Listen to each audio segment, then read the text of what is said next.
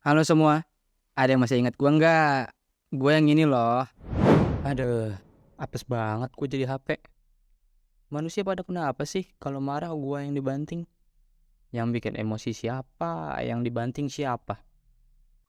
Gue mau ngucapin terima kasih nih sama owner gua karena udah setia sama gua. Yang dulu rusak, sekarang kondisi gua udah normal lagi. Eh,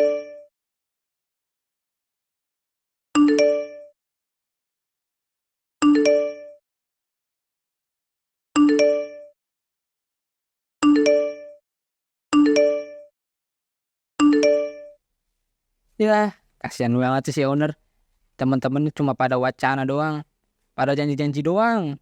Giliran udah mendekati harinya, malah pada cancel. Kayaknya ada yang jadi korban wacana nih. Suara siapa tuh? Hari gini masih wacana. Kenalin nih gua. Boncabe level 50, Maxen. Yang punya rasa super pedas. Gue jamin janji pedas maksimal. Pedasnya bukan cuma wacana. Eh, ada notif masuk tuh. Ya, sad banget nasibnya si owner. Udah nggak jadi healing, diputusin pacar lagi. Emang lu doang dah yang bisa sesuai janji. Ini ceweknya janjinya sih mau sehidup semati. Taunya minta putus.